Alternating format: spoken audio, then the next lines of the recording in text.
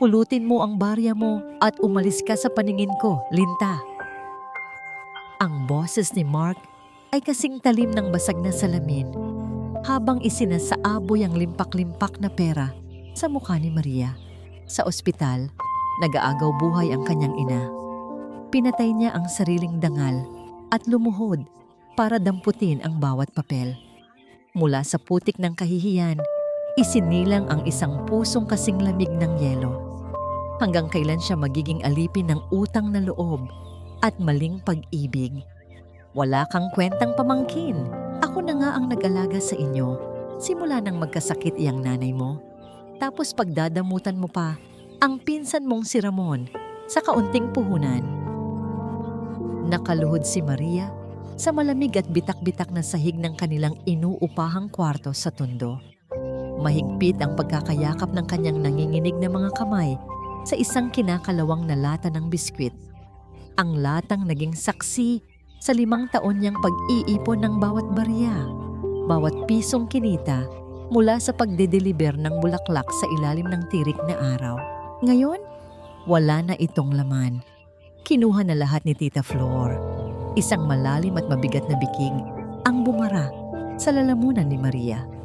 Namamanhid ang buo niyang katawan habang pinagmamasdan ng kanyang tiyahin na walang awang isinisiksik sa pekeng siksikang bag ang perang inilaan sana para sa operasyon ng kanyang inang si Elena. Gusto niyang sumigaw, gusto niyang bawiin ang pera, ngunit tila may invisible na kadenang pumipigil sa kanya. Ang tanikala ng utang na loob na isinumbat sa kanila araw-araw. Tita, parang awa niyo na po. Pakiusap ni Maria, ang boses ay basag at puno ng desperasyon. Para po sa puso ni Nanay Ian, mamamatay po siya kapag hindi na operahan bukas. Ngunit inirapan lamang siya ng matanda at nagmadaling lumabas ng pinto. Iniiwan si Maria sa isang nakakabinging katahimikan na sinasabayan ng malakas na buhos ng ulan sa kanilang yero. Wala na siyang oras para umiyak. Ang bawat minutong lumilipas ay bawas sa hininga ng kanyang ina na kasalukuyang nakakabit sa mga tubo sa pampublikong ospital. Kinuha niya ang tanging natitirang pag-asa, isang luma at naninilaw na sobre mula sa ilalim ng unan ng kanyang ina. Bago mawalan ng malay si Elena, paulit-ulit nitong sinabi na ibigay ang sulat kay Madam Isabel Valdez. Tanging ang mayamang ginang lamang daw ang makakatulong sa kanila. Sinalungan ni Maria ang malakas na unos patungo sa nagtataasang gusali ng Valdez Industries. Ang bawat patak ng tubig na humahampas sa kanyang mukha ay parang mga karayom na tumutusok sa kanyang balat, ngunit mas masakit ang kabog ng kanyang dibdib. Pumasok siya sa nagliliwanag at malamig na lobby ng kumpanya. Basang-basa ang kanyang lumang t-shirt, nanginginig ang kanyang mga labi at naiiwan ang mga bakas ng maputik niyang sapatos sa makintab na marmol. Hindi pa man siya nakakalapit sa reception desk, hinarang na siya ng isang matangkad na babaeng nakasuot ng mamahaling pulang damit. Si Valerie, ang PR director, at ang babaeng nakatakdang pakasalan ng lalaking palihim niyang minamahal. Matalim ang tingin nito, pinapasadahan ng mapangmatang paningin ang kahirapan na nababakas sa buong pagkatao ni Maria. Anong ginagawa ng isang basurang katulad mo rito? Wala kaming paayuda ngayon. Ang tinig ni Valerie ay umaalingaw-ngaw sa malawak na bulwagan, umaakit ng atensyon mula sa mga empleyadong nagdadaan. Ma'am, kailangan ko lang po sanang makausap si Sir Mark o si Madam Isabel. Nanginginig na sagot ni Maria, ipinapakita ang hawak na sobre. May ibibigay lang po akong sulat galing sa nanay ko. Nagmamakaawa po ako. Buhay po ng nanay ko ang nakasalalay. Mabilis na inagaw ni Valerie ang sobre mula sa mga kamay ni Maria. Walang pag-aatubiling pinunit niya ito sa maliliit na piraso. Hinayaang magkalat ang mga kapiraso ng papel sa malamig na sahig. Nanlaki ang mga mata ni Maria. Tila pinunit din ang mismong puso niya. Tulong? O baka naman pangingikil? Mataray na sumbat ni Valerie. Akala mo ba Hindi ko alam ang ginagawa ninyong mag-ina. Buwan-buwan kayong humihingi ng pera kay Madam Isabel gamit ang mga paawa effect at kasinungalingan ninyo. Bago pa man makapagsalita si Maria upang ipagtanggol ang sarili at ipaliwanag na wala siyang alam sa sinasabi nito, isang pamilyar at malalim na boses ang umalingaw-ngaw mula sa likuran. Anong gulo ito, Valerie? Nag-angat ng paningin si Maria. Naroon si Mark Valdez, ang lalaking madalas niyang abutan ng kape, ang lalaking palaging nagbibigay sa kanya ng matipid, ngunit mainit ng ngiti tuwing nagde-deliver siya ng mga bulaklak sa opisina nito. Umaasa ang mga mata ni Maria na pakikinggan siya nito, na ipagtatanggol siya nito gaya ng palagi niyang pinapangarap sa mga gabi ng kanyang pangungulila. Mark, buti nandito ka. Mabilis na pagbabago ng tono ni Valerie, ginawang malambing at nag-aalala ang boses. Ang babaeng ito, pilit na nanggugulo rito. Siya yung sinasabi ko sa'yo na kinokonsensya ang mama mo para makakuha ng malaking pera. May natuklasan akong mga bank records. Pinirahan lang nila ang pamilya nyo. At ngayon, may lakas pa ng loob na pumunta rito para manghingi ulit. Tiningnan ni Mark si Maria. Wala na ang maamong pagtingin na nakasanayan niya. Ang mga mata ng lalaki ngayon ay puno ng pandidiri, galit at pagkasuklam. Tila nakatingin ito sa isang nakakadiring sakit na ayaw niyang madikitan. Wala man lang pag-aalinlangan sa mukha nito. Naniwala ito agad sa kasinungalingan. Sir Mark, hindi po totoo yan. Wala po akong hinihinging pera ng walang dahilan. Gusto ko lang pong iabot ang sulat ng nanay ko para kay Madam Isabel. Dumukot si Mark sa loob ng kanyang coat. Naglabas ng isang makapal na bungkus ng pera mula sa kanyang pitaka at walang awang isinaboy iyon ng direkta sa mukha ni Maria. Nagliparan ng mga 1,000 piso sa ere bago dahan-dahang bumagsak sa maputik na sahig. Bayad na tayo. Mariin at malamig na sambit ni Mark. Bawat salita ay may diin na tumatagos sa kaluluwa. Kunin mo yan at huwag na huwag mo nang papakitaan ng mukha mo ang pamilya ko, mga linta. Ang mga salitang yon ay parang isang matalim na patalim na tuwirang ibinaon sa puso ni Maria at pinilipit ng walang awa. Unti-unting nagsipatakan ang mga luha mula sa kanyang mga mata, sumasabay sa tubig ulan na tumutulo mula sa kanyang buhok. Tiningnan niya ang lalaking minsan ay naging pahinga niya sa pagod ng buhay. Ngayon, ito ang mismong sumisira sa natitira niyang dignidad. Dahan-dahan siyang lumuhod sa harap ng maraming taong nakatingin at nagbubulungan. Ibinaba niya ang kanyang ulo. Pinatay niya ang anumang natitirang dangal sa kanyang pagkatao. Nanginginig ang kanyang mga daliri habang maingat na pinupulot at pinapagpag ang bawat nakusot na 1,000 piso na nabasa ng putik. Sa bawat paghaplos niya sa papel, iniisip niya ang makina ng ospital na bumubuhay sa kanyang ina. Hindi ito pera. Ito ang hininga ng kanyang nanay. Ito ang dugong dumadaloy sa mga ugat ng kaisa-isang taong nagmamahal sa kanya. Tumayo si Maria. Mahigpit na hawak ang pera laban sa kanyang dibdib. Hindi siya nagsalita. Hindi siya nagpaliwanag. Tiningnan niya si Mark ng tuwid sa mga mata.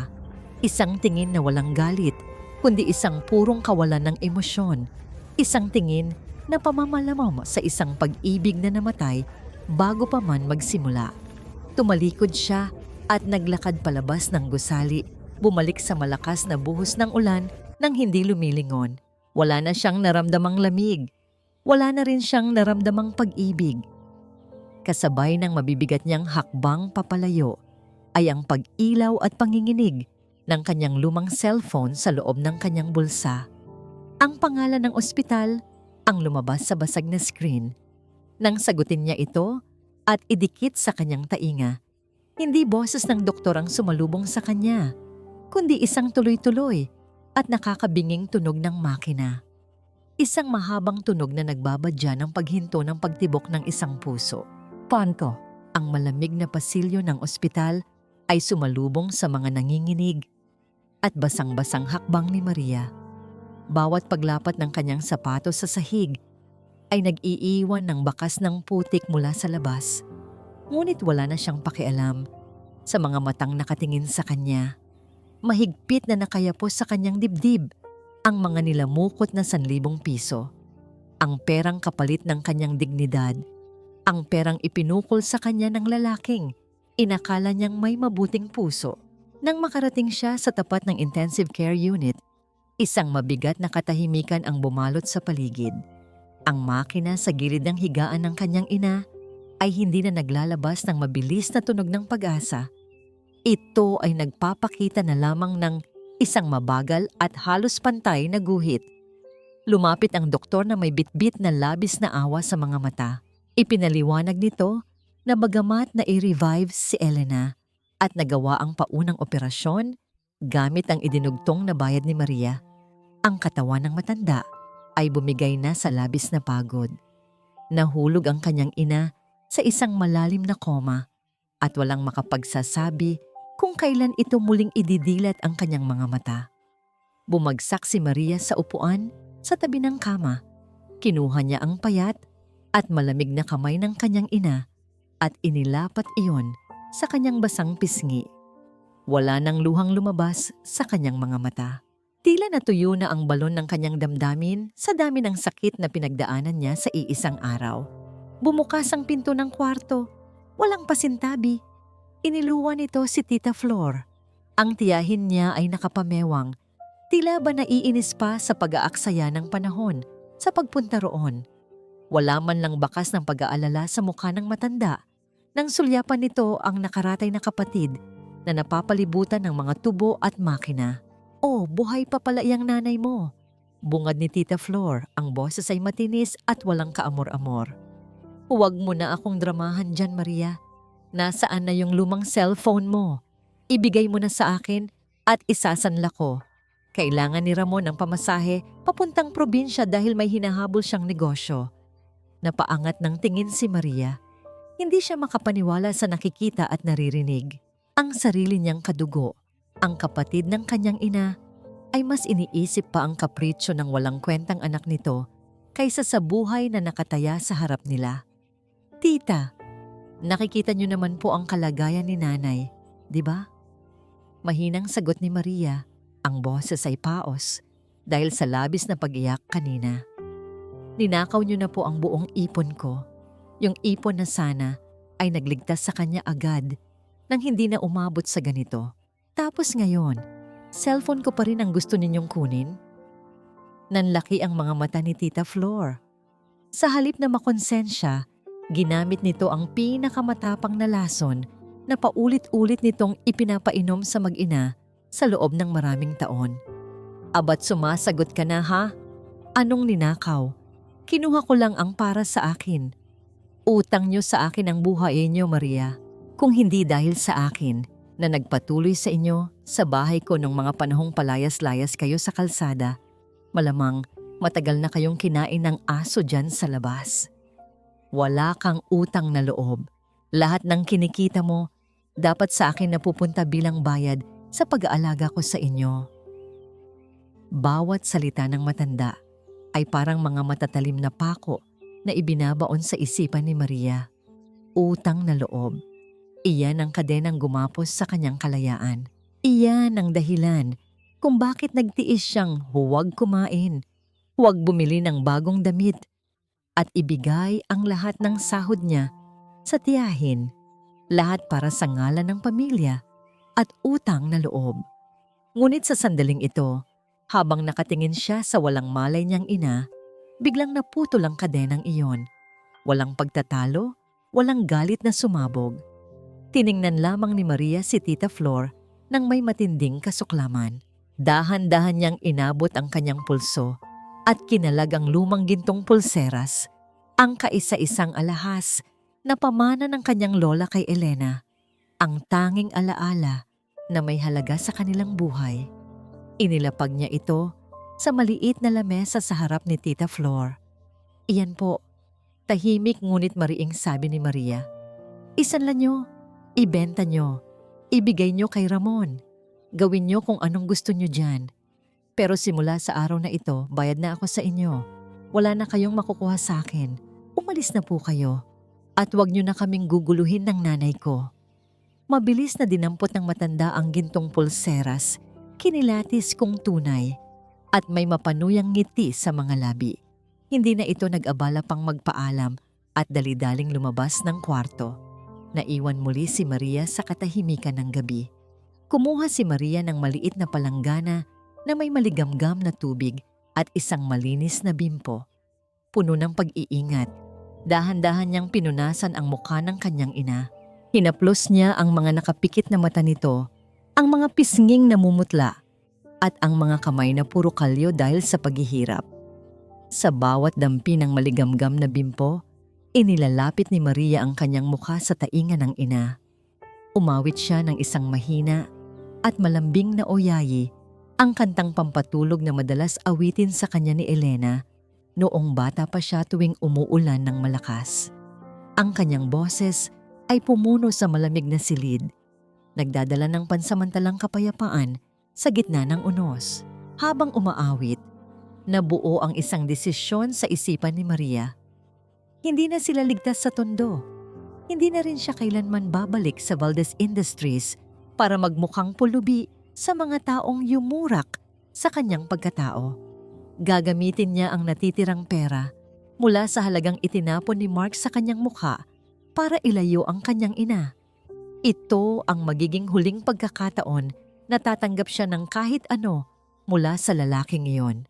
Pagsapit ng kalagitnaan ng gabi, palihim na inasikaso ni Maria ang paglipat. Binayaran niya ang isang pribadong ambulansya gamit ang perang nabahiran ng kanyang luha at kahihiyan. Sa ilalim ng madilim na kalangitan, maingat na inilabas si Elena mula sa ospital. Walang nakakaalam kung saan sila pupunta.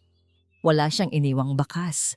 Ngunit mula sa hindi kalayuan, sa ilalim ng isang pundidong poste ng ilaw sa labas ng ospital, isang madilim na anino ng lalaki ang tahimik na nakamasid. Nakatago sa likod ng malaking puno ang pamilyar na bulto. Pinagmamasdan ng bawat paggalaw ng ambulansya hanggang sa tuluyan itong lamunin ng dilim ng kalsada. Kinabukasan, sumikat ang araw sa maruming eskinita ng Tondo.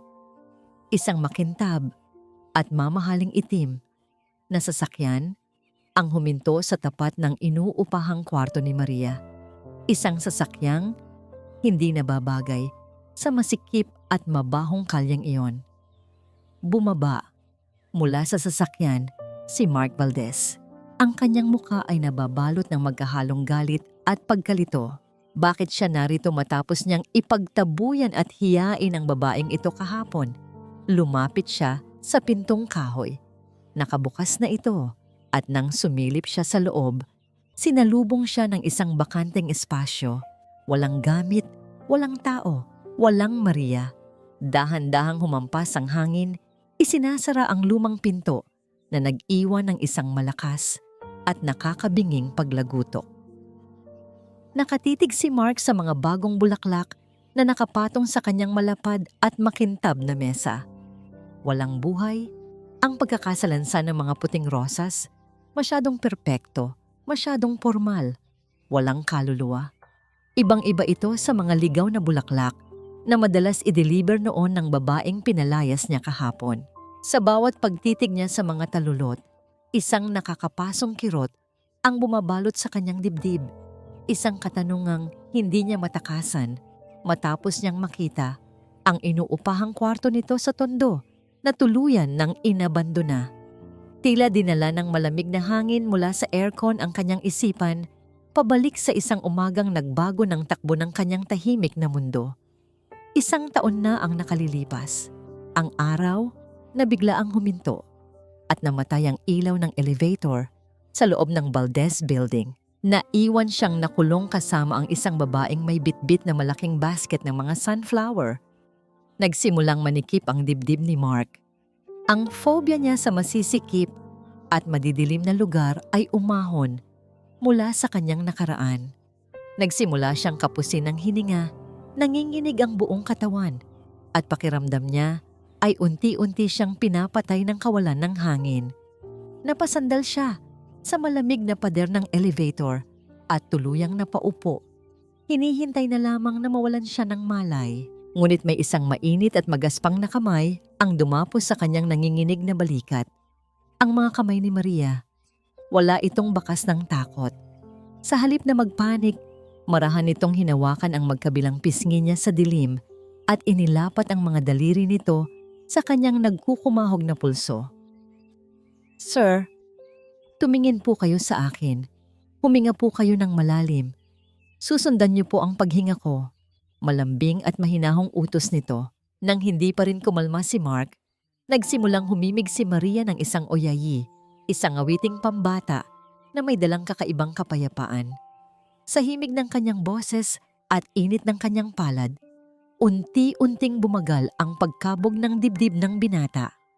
Iyon ang unang pagkakataon na may isang taong naging sandalan niya sa gitna ng kanyang kahinaan. Mula noon, nagkaroon ng lihim na ugnayan ang kanilang mga paningin. Naalala ni Mark ang mga nakaw ng ngiti tuwing magkakasalubong sila sa pasilyo. Ang mga umagang may nag-iintay na mainit na kape sa kanyang mesa. May nakaguhit na maliit na smiley face sa baso na alam niyang patagong inilalagay ni Maria. Madalas siyang nakatayo sa likod ng malaking salamin ng kanyang opisina.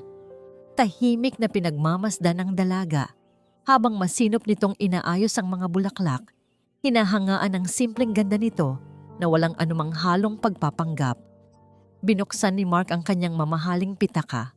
Sa pinakatagong bahagi nito, maingat niyang kinuha ang isang maliit at kupas na bagay, isang lumang band-aid na may disenyong aso. Naalala niya ang araw na nasugatan siya ng tinik ng rosas habang tinutulungan itong magbuhat. Bahagyang nagpanik si Maria. Mabilis na kinuha ang band-aid mula sa kanyang bulsa at ibinalot ito sa daliri ni Mark. "Para mabilis gumaling, Sir Mark," nakangiting sabi nito noon. Isang ngangiting nagpabilis sa tibok ng kanyang puso kaysa sa anumang negosyong napanalunan niya. Ang babaeng nagbigay sa kanya ng cartoon band-aid. Ang babaeng umawit para pakalmahin siya. Paano magiging isang ganid na mangingikil ang babaeng yon? Ang kanyang malalim na pagmumuni-muni ay biglaang naputol nang bumukas ang pinto ng kanyang opisina. Pumasok si Valerie. Dala ang isang matapang at nakakahilong amoy ng mamahaling pabango na mabilis pumawi sa natural na halimuyak ng mga bulaklak. Lumapit ito at agad na ipinulupot ang mga braso sa leeg ni Mark. Idinidikit ang katawan nito sa kanya. "Babe, are you still stressed about that trashy girl yesterday? Forget her, okay? We have a dinner party tonight." Malamig na wika ni Valerie, pilit na hinahalikan ng pisngi ng binata. Isang matinding pakiramdam ng pagkaasiwa ang gumapang sa balat ni Mark. Dahan-dahan, ngunit mariin niyang inalis ang mga braso ni Valerie. Ang init na hinahanap niya ay hindi nagmumula sa babaeng ito.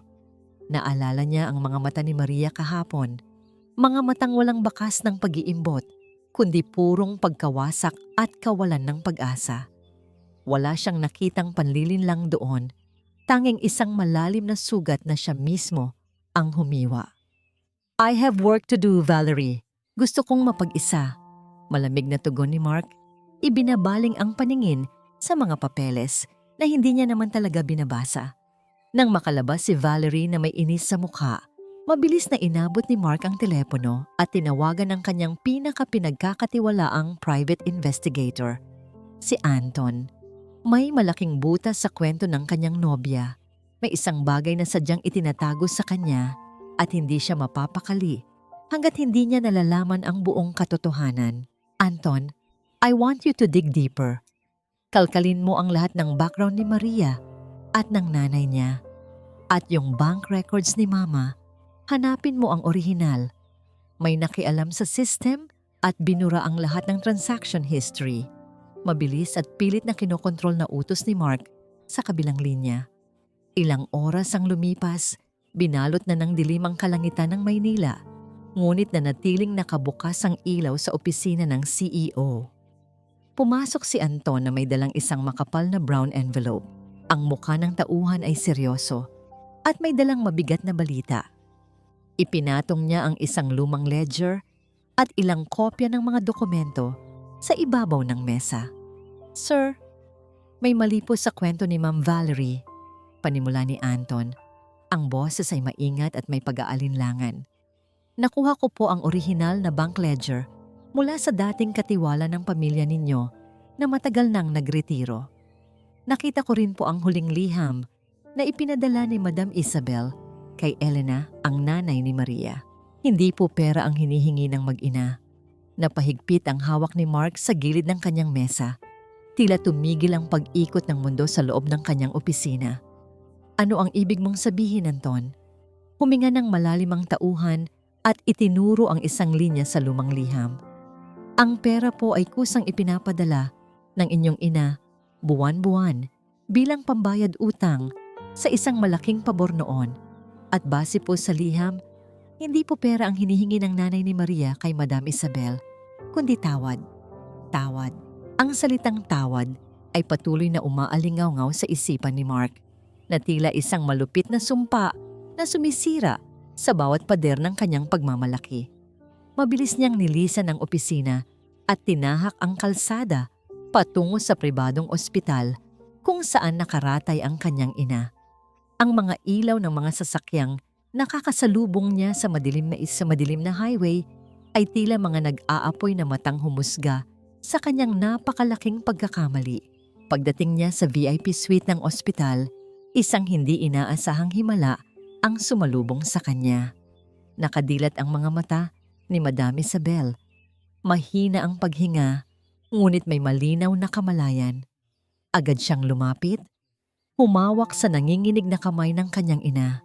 Bago pa man siya makapagsalita, isang pamilyar na pangalan ang dahan-dahang lumabas sa mga tuyong labi ng matanda.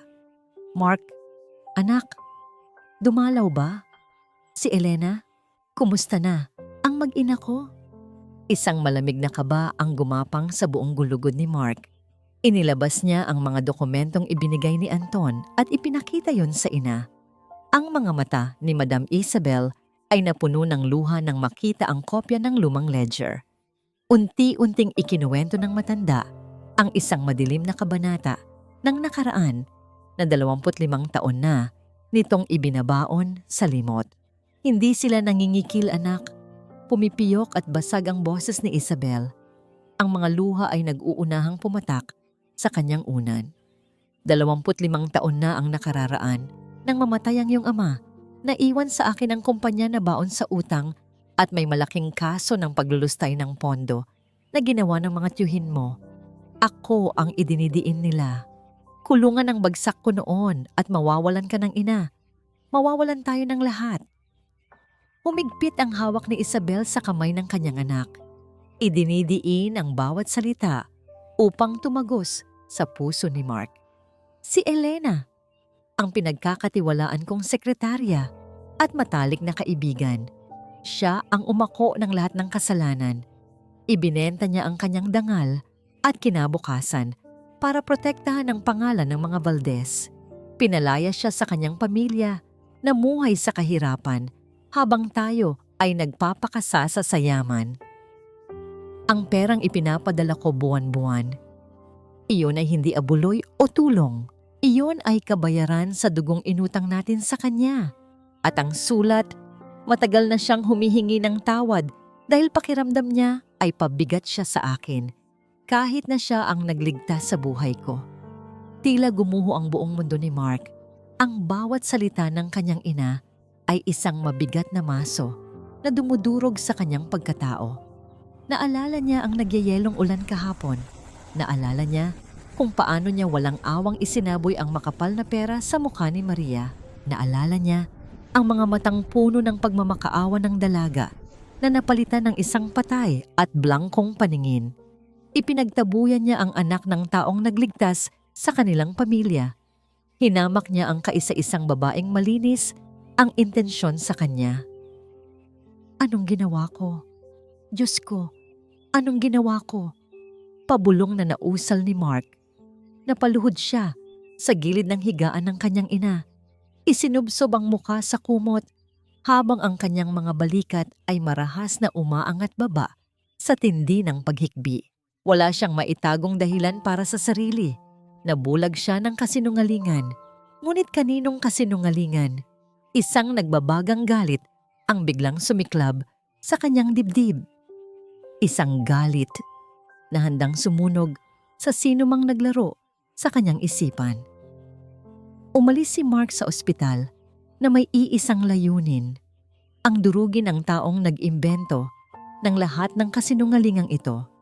Kinabukasan, ang tahimik at eleganteng PR department ng Valdez Industries ay binalot ng isang nakakasakal na tensyon.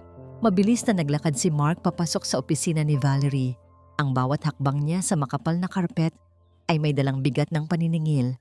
Nakaupo si Valerie sa kanyang mamahaling leather chair, abala sa pagtingin ng mga disenyo para sa kanilang kasal. Nang makita niya si Mark, agad itong ngumiti ng matamis. "Babe, you're here! Tingnan mo itong flower arrangements!" Hindi na natapos ni Valerie ang kanyang sasabihin.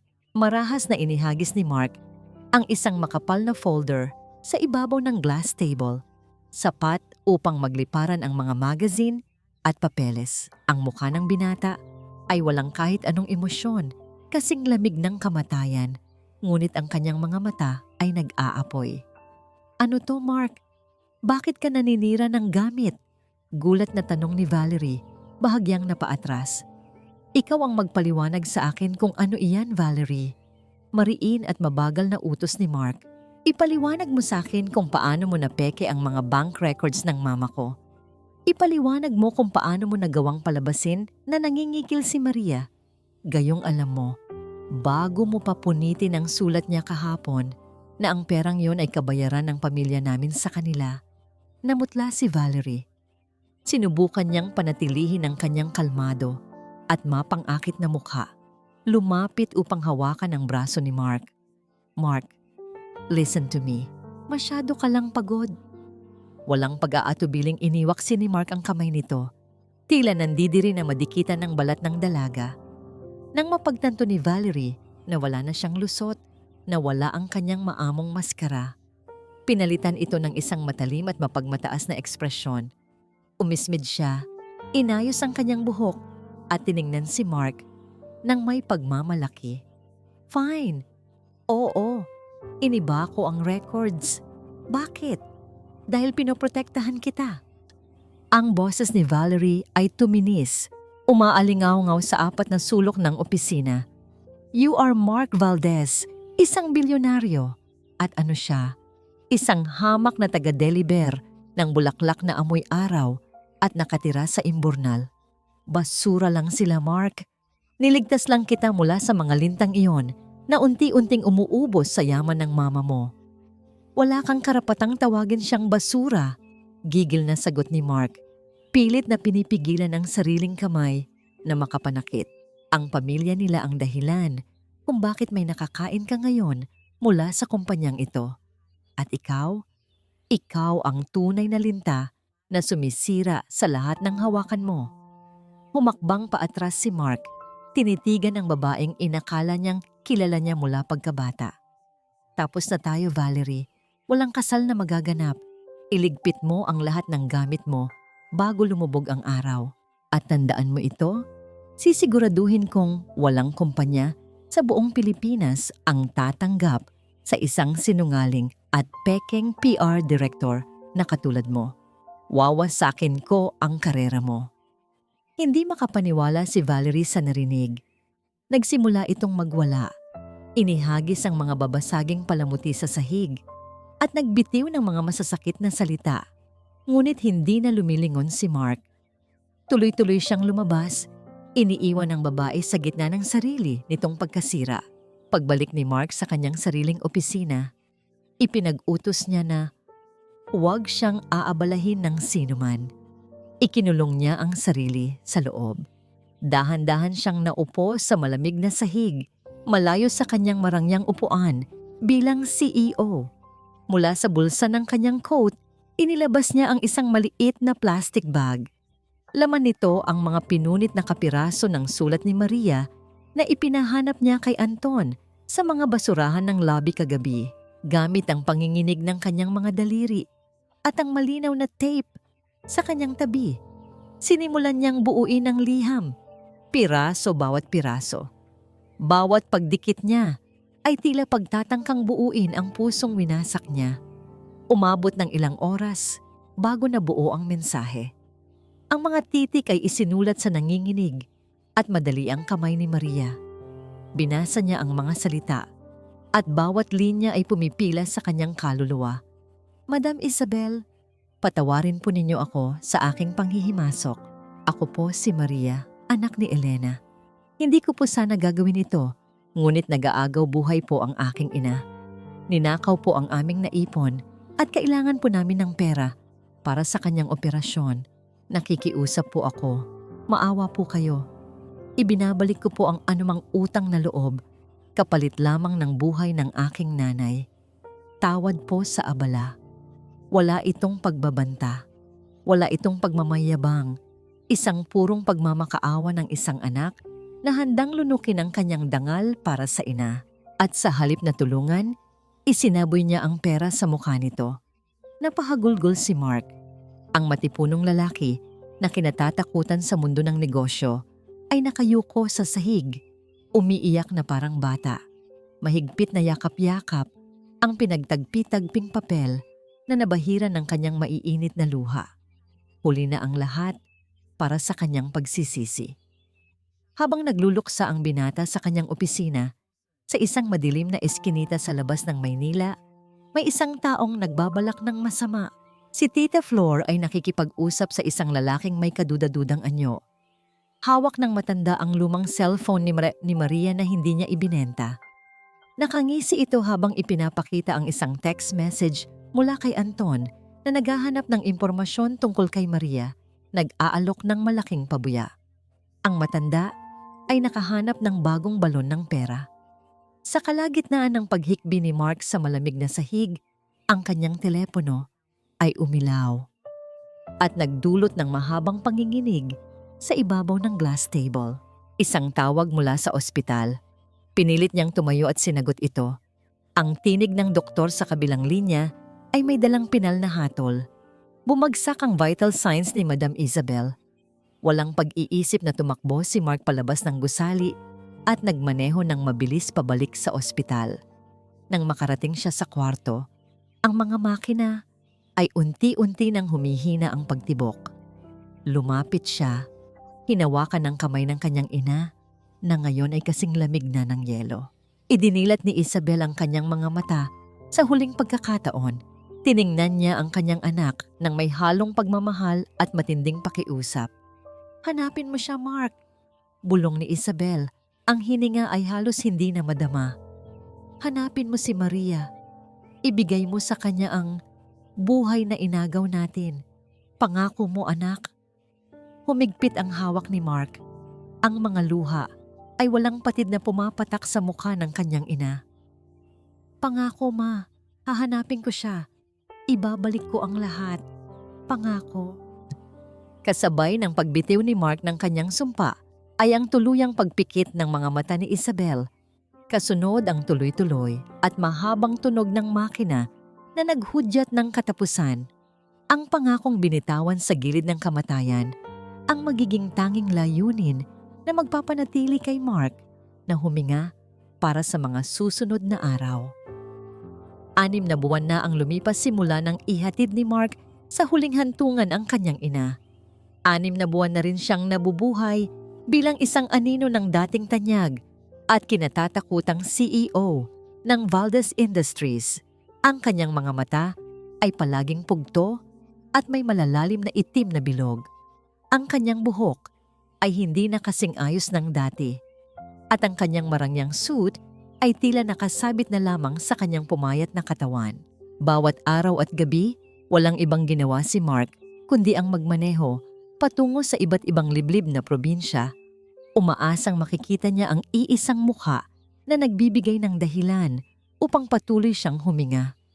Ang malalaking patak ng ulan ay walang awang humahampas sa salamin ng kanyang sasakyan habang binabagtas niya ang isang madilim at maputik na kalsada sa bayan ng Lucban, Quezon. Ang ritmo ng mga wiper na pabalik-balik ay tila sumasabay sa mabigat na kabog ng kanyang dibdib. Habang pinapasadan ng kanyang paningin ang gilid ng kalsada, isang figura ang pumukaw sa kanyang atensyon. Isang babaeng nakasuot ng manipis at kupas na raincoat ang nagpupumilit itulak ang isang maliit na kariton ng mga murang candy at biskwit laban sa malakas na ihip ng hangin. Basang-basa na ang kanyang pantalon at sapatos, ngunit patuloy siya sa paghakbang kahit pa madulas ang bangketa. Nang tamaan ng ilaw ng sasakyan ang gilid ng mukha ng babae, tila huminto ang pag-ikot ng mundo ni Mark. Kahit nakatalikod, kilalang-kilala niya ang hugis ng mga balikat na yon. Ang mga balikat na dati ay pinapasa ng mundo, na minsan ay pilit niyang dinurog.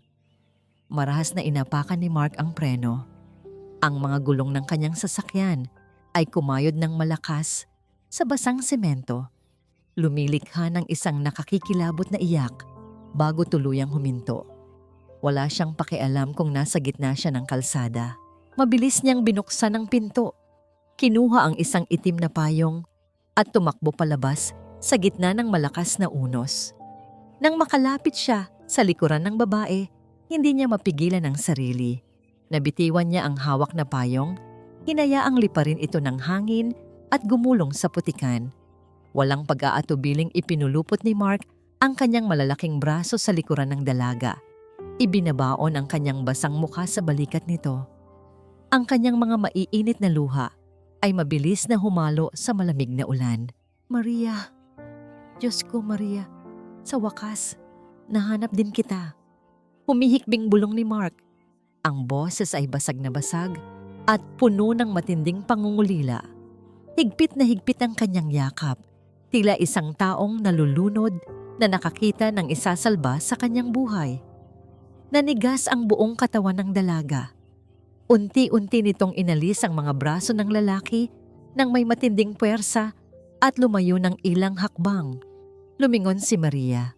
Inasahan ni Mark na sasampalin siya nito. Inasahan niyang isusumpa siya. Isisigaw ang lahat ng galit at puot. O kaya ay susumbatan siya sa lahat ng kasalanang ginawa niya. Handa siyang tanggapin ang lahat ng pisikal na pananakit. Ngunit ang sumalubong sa kanya ay mas malala pa sa kamatayan. Walang galit sa mga mata ni Maria. Walang luhang namumuo. Walang kahit anong emosyon. Ang kanyang mga mata ay parang dalawang malalim at madilim na balon na walang laman. Tiningnan niya si Mark na parang isang basurang nakaharang sa kanyang daraanan. Isang estrangherong hindi karapat-dapat sa kahit isang patak ng kanyang atensyon. Sa sobrang pagkabigla ng dalaga sa biglaang pagyakap, umurong ang kanyang kariton at nahulog ang ilang balot ng candy sa maputik na tubig. Bumagsak ang magkabilang tuhod ni Mark sa magaspang at basang kalsada. Ang putik ay mabilis na dumihan ng kanyang mamahaling pantalon, ngunit wala siyang pakialam. Tiningala niya ang babaeng minsan niya niyang ipinagtabuyan. Ang babaeng ngayon ay niluluhuran niya. Maria, parang awa mo na. Pagmamakaawa ni Mark, ang mga kamay ay nakadikit na parang nagdarasal sa harap ng isang santo. Patawarin mo ako. Alam ko na ang lahat. Alam ko na ang katotohanan. Hayaan mo akong bumawi sa'yo. Hayaan mo akong ayusin ang lahat ng sinira ko. Parang awa mo na. Bumalik ka na sa akin.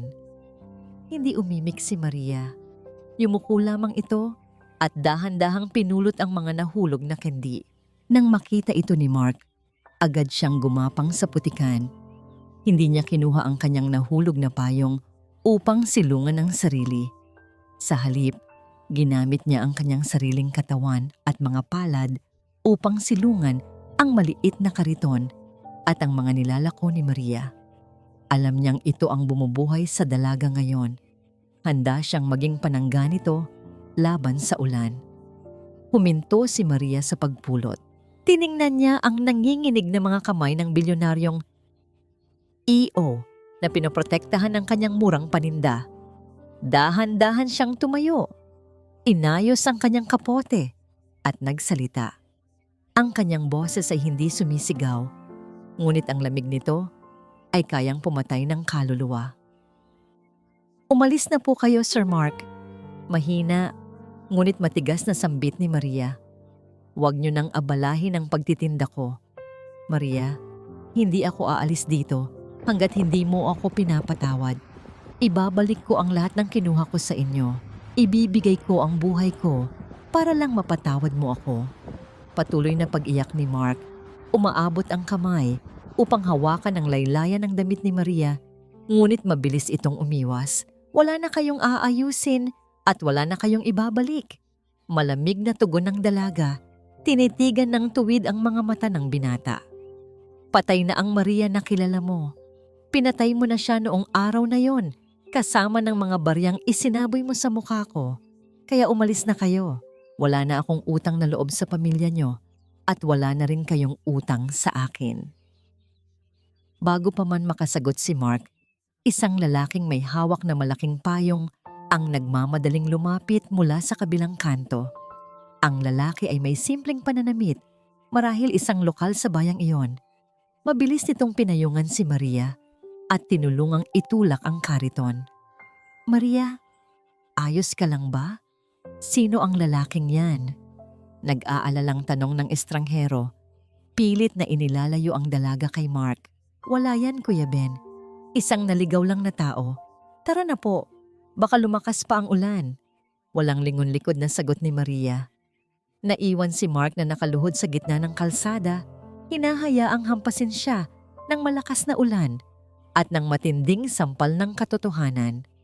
Ang lalaking sumundo kay Maria ay nag-iwan ng isang malalim na kurot ng selos sa kanyang dibdib. Ngunit alam niyang wala siyang karapatang magalit. Siya ang nagtaboy sa babaeng ito sa mga bisig ng iba. Ngunit hindi si Mark ang uring sumusuko. Nang mawala sa paningin niya ang dalawa, pilit siyang tumayo mula sa putikan. Sumakay siya sa kanyang sasakyan, pinatay ang mga ilaw nito, at tahimik na sinundan ng direksyon kung saan naglakad sina Maria. Huminto ang sasakyan ni Mark sa di kalayuan nang makita niyang pumasok si Maria sa isang maliit at lumang bahay na gawa sa kahoy at pinagtagpit-tagping yero. Umalis na ang lalaking naghahatid dito. Dahan-dahang bumaba si Mark, palihim na naglakad palapit sa gilid ng bahay kung saan may isang awang ang siwang ng kahoy na bintana. Gusto lamang niyang masilayan kung ligtas ang dalaga, ngunit ang senaryong bumungad sa kanyang paningin mula sa maliit na siwang ay nagpatigil sa pagtibok ng kanyang puso. Sa isang sulok ng madilim na kwarto, nakahiga si Elena sa isang manipis na papag. Ang katawan ng matanda ay mistulang butot balat na lamang. Wala ito sa ospital. Walang mga profesional na doktor. Nakakabit ang kanyang ina sa isang luma at kinakalawang na oxygen concentrator na halatang pinaglumaan na ng panahon. Sa tabi nito ay si Maria. Pinupunasan ang noo ng kanyang ina habang lihim na umiiyak. Isang iyak na hindi nito ipinakita sa kanya kanina. Wala pa ring pambayad si Maria sa maayos na ospital. Ang mga perang ibinato niya noon ay hindi naging sapat.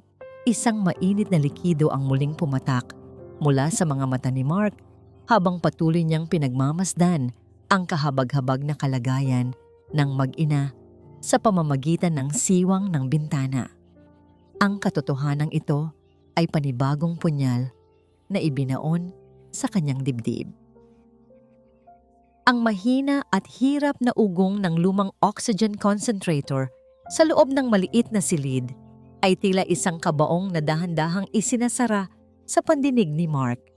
Mula sa labas ng bintana, nakita niya kung paano haplusin ni Maria ang tuyot na buhok ng kanyang ina, habang ang mga balikat ng dalaga ay bahagyang nayayanig sa bawat pigil na hikbi. Sa sandaling iyon, napagtanto ni Mark ang isang malupit na katotohanan. Ang perang itinapon niya noon ay hindi nakarating sa kaisa-isang taong kailangan nito. Hindi na nag-aksaya ng panahon ng binata. Habang mahimbing nang natutulog si Maria sa tabi ng kanyang ina dahil sa labis na pagod, mabilis na kumilos si Mark sa dilim. Gamit ang kanyang kapangyarihan at yaman, tinawagan niya ang pinakamalapit na pribadong ospital sa bayan. Hindi siya nagpakilala bilang Mark Valdez. Sa halip, gumamit siya ng isang dummy foundation sa ilalim ng pangalan ng kanyang yumaong ina. Bilhin niyo ang buong pasilidad kung kinakailangan. Mariin niyang utos sa telepono habang nakatayo sa ilalim ng malakas na buhos ng ulan. Siguraduhin ninyong ang pinakamahusay na gamot at kagamitan ay mapupunta sa pasyenteng si Elena. At tandaan niyo ito, huwag na huwag ninyong babanggitin ang pangalan ko. Sabihin ninyong ito ay isang charity program para sa mga biktima ng kawalan ng katarungan. Kinaumagahan, nagising si Maria sa isang malakas at sunod-sunod na pagkatok sa kanilang marupok na pintong kahoy. Hindi ito ang malumanay na katok ng isang kaibigan. Ito ay ang marahas na paghampas ng mga palad na tila gustong wasakin ang tanging proteksyon ng kanilang tahanan. Nang buksan ni Maria ang pinto, ang kanyang dugo ay tila nagapoy sa galit. Naroon si Tita Flor kasama ang kanyang anak na si Ramon na may hawak na isang pirasong kahoy at may mapanganib na ngiti sa mga labi. "Maria, alam kong nandito ka lang." Bulyaw ni Tita Flor. Ang boses ay pumapailan lang sa tahimik na komunidad. "Huwag mo kaming lokohin. Nakita ka ng mga kapitbahay na may kasamang bilyonaryo kagabi. Nasaan na ang pera? Nasaan na ang bayad sa amin? Ninakawan mo ang pinsan mo ng pagkakataong magbagong buhay." "Wala akong pera, Tita Flor," sigaw ni Maria. Humarang siya sa pinto upang hindi makapasok ang dalawa. "Umalis na kayo. Pagod na ang nanay ko. Hayaan niyo naman siyang mamatay ng may kapayapaan. Abat talagang matigas na ang mukha mo." Sasampalin sana ni Tita Flor si Maria, ngunit mabilis na nahawakan ng dalaga ang braso ng matanda. Hindi na ito ang Maria na laging nakayuko. Ang kanyang mga mata ay tila nagniningas na uling sa tindi ng puot. "Subukan niyo akong saktan at sisiguraduhin kong sa kulungan ang bagsak niyo," pagbabanta ni Maria. "Wala na akong utang na loob sa inyo. Lahat ng kinuha niyo, sapat na para bayaran ang lahat ng pagkain na ibinigay niyo sa amin." Dahil sa galit, itinulak ni Ramon si Maria. Ang malakas na tunog ng pagbagsak ng katawan ni Maria sa lupang sahig ay sinundan ng pagtawa ng mag-ina. Akma nang papasok si Ramon sa loob upang halughugin ang bahay ng isang malakas at malamig na tinig ang bumasag sa kaguluhan. "Subukan mong humakbang pa ng isa at sisiguraduhin kong hindi mo na magagamit ang mga paa mo kailanman." Mula sa anino ng malaking puno ng mangga, lumabas si Mark. Hindi siya ang maayos at mabangong CEO na nakita ni Maria sa Maynila. Ang kanyang mga mata ay mapanganib, puno ng puot, na tila isang hayop na handang pumatay para protektahan ang kanyang kawan. Sa likuran niya ay dalawang malalaking lalaki na nakasuot ng barong at may seryosong mukha. Namilog ang mga mata nina Tita Flor at Ramon. Ang katapangan nila ay mabilis na napalitan ng panginginig ng mga tuhod. Siya ang bilyonaryo." Pabulong na sabi ni Tita Flor, pilit na nagtatago sa likod ng kanyang anak. Hindi sila tiningnan ni Mark ng may dignidad.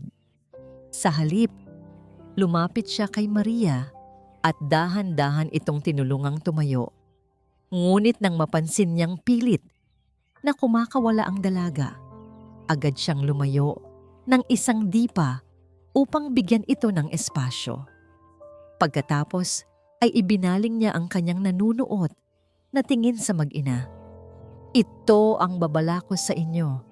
Simula ni Mark, ang bawat salita ay may bigat ng isang hatol. "Lahat ng perang ninakaw ninyo kay Maria, lahat ng hirap na idinulot ninyo sa kanya, babayaran niyo yon. Huwag na kayong lalapit sa bahay na ito. Isang katok pa, isang masamang tingin pa sa kanya, at ipaparamdam ko sa inyo kung gaano kasikip ang mundo para sa mga taong katulad ninyo."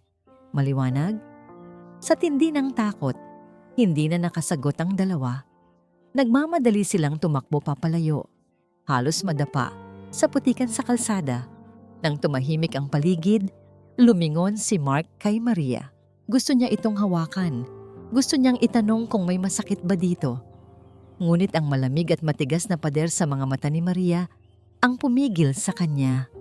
"Hindi ko kailangan ang tulong mo, Sir Mark," sabi ni Maria. Ang boses ay nanginginig sa galit at pagkapahiya.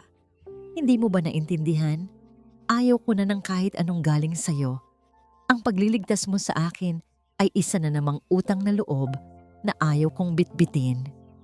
"Hindi ito utang, Maria." Mahinahon ngunit may pagsusuma mo sa boses ni Mark. "Ito ay pagbabayad ng utang ko sa inyo. Hayaan mo lang akong manatili sa malayo. Hayaan mo lang akong siguraduhing ligtas kayo." Hindi na sumagot si Maria at marahas na isinara ang pinto. Ang tunog ng pagkakandado ng kahoy ay tila isang punyal sa puso ni Mark. Nanatili si Mark sa labas, hindi siya umalis. Sa buong maghapon, nanatili siyang nakatayo sa ilalim ng init at ulan, nakasandal sa kanyang sasakyan sa di kalayuan. Nang sumapit ang gabi, nang mamatay na ang liwanag ng mitya ng lampara sa loob ng bahay ni Maria, doon lamang siya naglakad palapit sa kalsada. Tumayo siya sa ilalim ng iisang pundidong poste ng ilaw, sapat na distansya upang hindi siya makita ni Maria, ngunit sapat na malapit upang marinig niya ang anumang sigaw ng tulong. Doon siya nag-abang, isang lihim na tagapag-alaga sa gitna ng kadiliman. Bumukas ang bintana ng silid ni Elena. Nakita ni Mark ang silweta ni Maria na nakatingin sa malayo sa direksyon kung saan siya nakatayo. Hindi niya alam kung nakikita ba siya nito sa dilim, ngunit sa loob ng ilang minuto, tila nagtagpo ang kanilang mga diwa sa katahimikan ng gabi. Isang matinding pagod ang bumalot kay Mark, ngunit ang bawat tibok ng kanyang puso ay nagsasabing hindi siya susuko. Kahit pa maging anino na lamang siya sa buhay ni Maria, gagawin niya ang lahat upang mahanap ang daan patungo sa kapatawaran.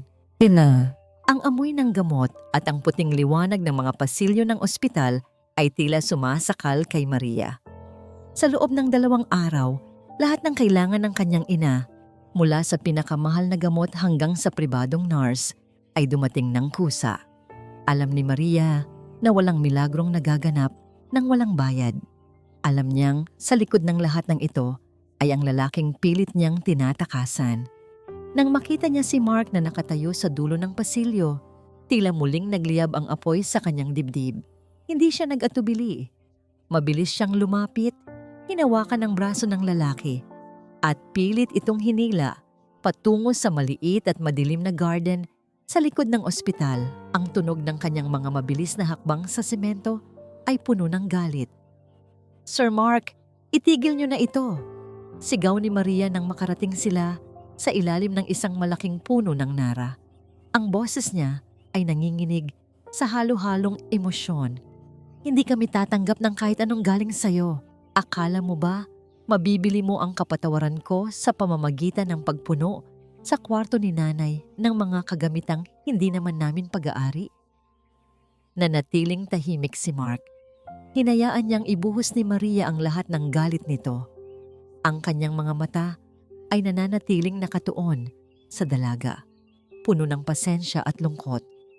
"Hindi ko binibili ang kapatawaran mo, Maria." Mahinahong sagot ni Mark, ang boses ay mababa at tapat. "Ginagawa ko ito dahil ito ang tama. Ginagawa ko ito dahil ang pamilya ko ang may utang sa inyo, hindi ang kabaligtaran." "Anong utang? Anong pinagsasabi mo?" tanong ni Maria. Bahagyang kumunot ang noo. Huminga ng malalim si Mark at nagsimulang magkwento. Isinalaysay niya ang lihim na nalaman niya mula sa kanyang yumaong ina, ang sakripisyo ni Elena, ang pag-ako nito ng kasalanan para protektahan si Madam Isabel, at ang 25 taon na pananahimik nito kapalit ng kaligtasan ng pamilya Valdez. Habang nagsasalita si Mark, unti-unting nanlambot ang mga tuhod ni Maria. Ang mga luha na kanina pa niya pinipigilan ay nagsimulang pumatak, isa-isa, hanggang sa maging isang malakas na hagulgol. Ang lahat ng hirap na dinanas nila, ang pagtatago sa dilim, ang pagkakasakit ng kanyang ina, lahat pala iyon ay bunga ng isang dakilang sakripisyo na ni hindi niya alam. Bakit, Mark? Tanong ni Maria sa gitna ng kanyang paghikbi. Sa unang pagkakataon ay tinawag niya ito sa pangalan nito. Bakit hindi mo ako pinaniniwalaan noon? Isang sandali lang, kahit isang segundo lang sana, naniwala ka sa akin. Bakit kailangang dumaan pa sa ganitong sakit bago mo makita ang katotohanan? Ang tanong na yon ay parang isang matalim na kutsilyo na humiwa sa natitirang lakas ni Mark.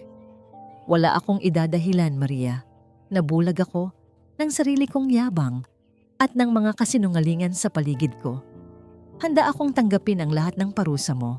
Hindi ko hinihiling na mahalin mo ako muli o kahit kausapin man lang. Hiling ko lang ay hayaan mo akong gampanan ang huling hiling ni Mama. Hayaan mong ang anak ng taong iniligtas ng nanay mo ang mag-alaga sa kanya ngayon. Ang matinding pagod ng nakaraang mga buwan, ang puyat, ang gutom, ang takot, at ang bigat ng katotohanang nalaman ay tila sabay-sabay na sumabog sa katawan ni Maria. Biglang nagdilim ang kanyang paningin. Ang kanyang mga binti ay tila naging jelly at dahan-dahan siyang natumba. Maria! Mabilis na kumilos si Mark. Nasalo niya ang dalaga bago pa man ito tuluyang humalik sa lupa. Buong pag-iingat niya itong binuhat. Ang ulo ni Maria ay nakasandal sa kanyang balikat. Pakiramdam ni Mark ay hawak niya ang buong mundo na malapit nang mawasak. Dinala niya ito sa loob ng ospital. Ang kanyang puso ay nagkukumahog sa kaba. Matapos ang ilang oras, dahan-dahang idinilat ni Maria ang kanyang mga mata. Puti ang kisame at may mahinang ugong ng aircon sa paligid. Nang subukan niyang gumalaw, naramdaman niyang may bumibigat sa gilid ng kanyang kama. Lumingon siya at nakita si Mark. Nakaupo ito sa isang silya. Ang kanyang ulo ay nakasubsob sa gilid ng higaan ni Maria. Tulog na tulog ito sa sobrang pagod. Ngunit ang napansin ni Maria ay ang kamay ni Mark. Hindi ito nakahawak sa kanyang palad. Sa halip, mahigpit na nakahawak ang mga daliri ng binata sa laylayan ng kanyang t-shirt. Tila natatakot itong lumayo. Ngunit hindi rin nangangahas na hawakan ang balat ni Maria dahil sa takot na baka muli itong lumayo. Isang kakaibang init ang gumapang sa puso ni Maria. Tiningnan niya ang mukha ni Mark, ang mga linyang dulot ng stress, ang maputlang labi, at ang mga pilat sa puso na alam niyang pareho nilang pasan. Dahan-dahang itinaas ni Maria ang kanyang kamay. Gusto niyang haplusin ang magulong buhok ng binata. Gusto niyang sabihing nararamdaman niya ang kanyang pagsisisi. Ngunit bago pa man dumampi ang kanyang mga daliri, naalala niya ang imahe ni Mark na nagsasaboy ng pera sa kanyang mukha. Mabilis niyang binawi ang kanyang kamay at mahigpit na ikinuyom ito sa ilalim ng kumot. Hindi pa siya handa. Ang sugat ay malalim pa rin. Biglang nag-vibrate ang cellphone ni Mark sa ibabaw ng lamesa. Ang tunog ng panginginig ng aparato ay naging dahilan upang magising ang binata. Agad siyang nag-angat ng tingin at nang makitang gising na si Maria, mabilis siyang tumayo, ngunit agad ding napaatras nang makita ang pagkailang sa mga mata nito. Gising ka na pala. Tatawag ako ng nurse. Mabilis na sabi ni Mark. Pilit na itinatago ang kaba. Bago niya sagutin ang tawag, lumabas muna siya ng kwarto. Hello? Sabi ni Mark sa telepono. Ang boses sa kabilang linya ay ang kanyang sekretarya, si Anton. Sir, may masamang balita. Nakita po namin si Tita Flor na may kausap na reporter mula sa isang tabloid. Mukhang nagpaplano silang ibenta ang kwento tungkol sa inyo at kay Maria. At ang mas malala po, may hawak silang mga dokumentong ninakaw nila sa gamit ni Elena. Nagtis ang panga ni Mark. Ang kanyang mga mata ay muling naging matalim. Huwag mong hayaang lumabas ang balitang yan, Anton. Gawin mo ang lahat at bantayan niyo ang bawat galaw ng matandang yan. Sa kabilang dako, sa isang madilim na kanto, malapit sa ospital, nakangisi si Tita Flor habang hawak ang isang lumang litrato ni Isabel at Elena na may nakasulat na dedikasyon sa likod. Akala mo ba matatakot mo ako, Mark Valdez? Kung ayaw mong ibigay ang pera sa mabuting usapan, kukunin ko ito sa paraang masisira ang lahat ng pinakaiingatan mo. Ang usok ng galit ni Valerie ay tila lason na unti-unting pumapatay sa kanyang sariling katinuan. Matapos siyang itaboy ni Mark, hindi siya tumigil sa paghahanap ng paraan upang sirain ang dangal ng mag-inang Elena at Maria. Gamit ang kanyang mga huling koneksyon sa mundo ng media, nagpakalat siya ng mga malisyosong balita. Ang mga headlines sa mga tabloid at social media ay puno ng mga kasinungalingan. Bilyonaryong CEO, biktima ng pangingikil ng isang pamilya ng mga manlilinlang. Ipinakita roon ang mga edited na larawan ni Maria na tila tumatanggap ng pera na pinalabas na bayad sa pananahimik. Sa loob ng isang madilim at marangyang bar, humahalakhak si Valerie habang hawak ang baso ng alak. Tingnan natin kung paano mo pa siya luluhuran ngayon, Mark. Sisiguraduhin kong kahit sa putikan ay hindi na siya makakaahon. Ngunit hindi alam ni Valerie na ang bawat hakbang niya ay binabantayan na ni Mark. Ang binata ay hindi na ang bulag na lalaking madaling mauto. Sa tulong ni Anton, nakalikom si Mark ng sapat na ebidensya, hindi lamang ng paninira ni Valerie, kundi pati na rin ang mga nakaraang anomalya nito sa kumpanya na matagal na nitong itinatago. Isang umaga, nagpatawag si Mark ng isang biglaang press conference sa mismong lobby ng Valdez Industries. Ang mga flash ng mga kamera mula sa iba't ibang istasyon ng balita ay tila mga kidlat na nagbibigay ng nakakasilaw na liwanag sa loob ng malawak na bulwagan. Ang mga mamamahayag ay nagkakagulo, nag-aabang sa paliwanag ng CEO. Sa gitna ng kaguluhan, pumasok si Valerie. Nakasuot siya ng isang mamahaling puting dress at matatayog na high heels. Ang tunog ng kanyang mga sapatos sa makintab na marmol na sahig ay mabilis at mapagmataas. Tila ba ipinagdiriwang na niya ang kanyang tagumpay. Akala niya ay tinawag ang press conference upang kumpirmahin ang pangingikil ni Maria. Tumayo si Mark sa harap ng mikropono. Ang kanyang mukha ay kasing tigas ng bato. Ang kanyang tinig ay malamig at puno ng awtoridad na yumanig sa buong paligid. Nandito ako upang ituwid ang lahat ng maling impormasyong kumakalat, panimula ni Mark. Ang pamilyang tinatawag ninyong manlilinlang ay ang pamilyang pinagkakautangan ng buhay ng mga Valdez. Si Maria ay hindi isang kriminal. Siya ay biktima ng isang masamang balak upang pagtakpan ang katotohanan. Mabilis na nagbago ang timpla ng mukha ni Valerie. Mark, anong ginagawa mo? Pabulong niyang sigaw mula sa gilid, ngunit hindi siya nilingon ng binata. Ipinakita ni Mark sa malaking screen ang mga orihinal na dokumento, ang mga audio recording ng pag-uusap ni Valerie sa mga IT expert para pekein ang bank records at ang mga ebidensya ng kanyang paglulustay ng pondo ng kumpanya. Ang bawat piraso ng impormasyon ay tila isang malakas na sampal na nagpatahimik sa buong auditorium. Valerie Mondragon, tawag ni Mark sa pangalan nito, na umalingaw-ngaw sa bawat sulok ng lobby. Ikaw ang tunay na mangingikil. Ikaw ang nanira ng buhay ng mga inosenteng tao para lamang sa sarili mong interes. At ngayon, tapos na ang laro mo. Sa sandaling iyon, 2 opisyal ng pulisya ang pumasok mula sa likuran. Ang tunog ng kanilang mabibigat na sapatos at ang kalansing ng bakal na posas ay naging hudyat ng katapusan ni Valerie. Ma'am, sumama po kayo sa amin sa presinto. Maring sabi ng pulis. Sinubukan ni Valerie na tumakbo. Ngunit dahil sa tindi ng kanyang panginginig at pagmamadali, gumaid ang kanyang paa. Ang isa sa kanyang matatayog na heels ay biglang nabali. Lumikha ng isang malutong na tunog ng pagkawasak. Bumagsak si Valerie sa mismong sahig kung saan niya pinunit ang sulat ni Maria noon. Ang kanyang buhok ay nagulo. Ang kanyang mamahaling damit ay nadumihan at ang kanyang mukha ay napuno ng takot at kahihiyan sa harap ng lahat ng kamera. Hindi maaari ito.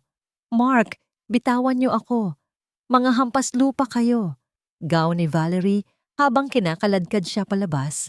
Ang kanyang mga sigaw ay dahan-dahang naglaho sa labas ng gusali. Iniiwan ang isang nakabibinging katahimikan. Tumingin si Mark ng diretso sa pinakamalapit na camera lens, tila ba kausap niya ang isang taong alam niyang nakikinig.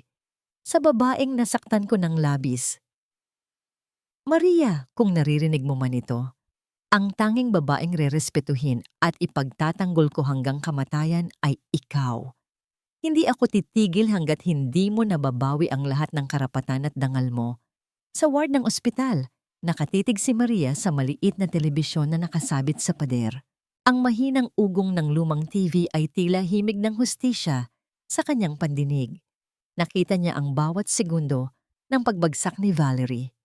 Nakita niya ang pagsusumamo sa mga mata ni Mark.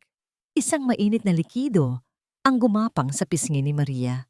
Hindi ito luha ng pait, kundi luha ng isang pusong nagsisimulang makaramdam ng init matapos ang mahabang panahon ng pagkakayelo. Ang mga pader na itinayo niya sa paligid ng kanyang damdamin ay nagsimulang magkaroon ng maliliit na bitak. Ngunit habang nanonood si Maria, hindi niya napansin na ang pinto ng kwarto ng kanyang ina ay dahan-dahang bumukas ng walang tunog. Si Tita Flor ay nakapuslit sa loob habang ang mga nurse ay abala sa ibang pasyente. Mabilis na dinampot ng matanda ang isang maliit na kwintas na nakasabit sa gilid ng higaan ni Elena. Isang locket na naglalaman ng lihim na dokumento ng pagmamay-ari ng isang lupain na ipinamana ni Isabel bago ito mamatay. Ito na ang tiket natin, Ramon. Pabulong na tawa ni Tita Flor habang mabilis na lumalabas. Nang mabalik ang atensyon ni Maria sa kanyang ina, napansin niyang nawawala ang kwintas. Ang kanyang puso ay mabilis na tumibok sa kaba. Sa labas, nakita niya ang isang pamilyar na bulto ng lalaki na mabilis na sumasakay sa isang lumang motorsiklo kasama si Tita Flor. Si Ramon. Hindi lamang basta pagnanakaw ang balak ng mga ito. Ang mga mata ni Ramon ay puno ng desperasyon at panganib. Isang masamang kutob ang bumalot kay Maria. Biglang tumunog ang kanyang cellphone. Isang unknown number. Maria, kung gusto mo pang makitang humihinga ang nanay mo bukas, dalhin mo ang bilyonaryo mong nobyo sa lumang bodega sa gilid ng ilog. Ngayon din. Kapag tumawag kayo ng pulis, sisiguraduhin kong hindi na makakaabot ang nanay mo sa susunod na operasyon. Ang boses ni Ramon ay kasing talim ng isang kutsilyo. Lumingon si Maria sa kanyang ina at laking gulat niya nang makitang wala na ang oxygen tank sa tabi nito. Tinanggal ito ni Ramon bago sila tumakas para pilitin si Maria na sumunod. Ang kanyang ina ay nagsisimulang mahirapang huminga. Ang mga labi ay unti-unting nagiging asul. Ang bawat segundo ay tila isang patak ng asido na tumutunaw sa katatagan ni Maria. Habang pinagmamasdan niya ang kanyang inang si Elena, na hirap kumuha ng hangin. Ang mga labi nito ay unti-unting nagiging kulay ube at ang dibdib ay marahas na tumataas baba. Ang pagkawala ng oxygen tank na kinuha ni Ramon ay tila pagtanggal na rin sa huling hininga ng kanyang pag-asa. Sa gitna ng kanyang panginginig, dinampot ni Maria ang kanyang cellphone at tinawagan ang kaisa-isang taong alam niyang may kapangyarihang tumulong sa kanya. Mark, tulungan mo ako. Ang boses ni Maria ay halos hindi lumalabas, punong-puno ng pighati at takot. Kinuha nila si nanay. Nasa lumang bodega sila sa gilid ng ilog. Parang awa mo na. Mark, namamatay na si nanay. Hindi na nagtanong si Mark. Sa kabilang linya, narinig ni Maria ang mabilis na pagbukas ng pinto ng sasakyan at ang malakas na ugong ng makina na tila isang hayop na nagngangalit. Papunta na ako, Maria. Huwag kang bibitiw. Pangako, ililigtas ko kayo. Nang makarating si Maria sa lumang bodega, sinalubong siya ng amoy ng amag at nabubulok na kahoy. Ang paligid ay nababalot ng kadiliman. Tanging ang mahinang liwanag ng isang bumbilya ang nagbibigay ng anino sa gitna ng silid. Doon, nakita niya si Elena na nakahiga sa isang maruming kutsyon habang si Ramon ay nakatayo sa tabi nito, hawak ang isang mahabang bakal na tubo. Si Tita Flor naman ay nakaupo sa isang silya, mahigpit na hawak ang ninakaw na locket. Nasaan na ang pera? Sigaw ni Tita Flor nang makita si Maria. Nasaan na ang bilyonaryo mo? Sabihin mo sa kanya, isang pirasong papel lang ang pirmahan niya at ibibigay ko na ang nanay mo. Tita, bitawan niyo na si nanay. Hindi niyo ba nakikita? Hindi na siya makahinga. Pagsusuma mo ni Maria, pilit na lumalapit, ngunit iwinasiwas ni Ramon ang bakal na tubo sa hangin. Lumilikha ng isang matalim na huni ng hanging nahahati. Biglang bumukas ang malaking pintong bakal ng bodega. Pumasok si Mark nang nag-iisa. Ang kanyang mga mata ay hindi nagpapakita ng takot, kundi isang matinding puot na tila handang sumunog sa sinumang humarang. Ang kanyang bawat hakbang sa semento ay may dalang bigat ng paniningil. Bitawan niyo sila, mariing sabi ni Mark. Ang boses ay mababa, ngunit puno ng awtoridad.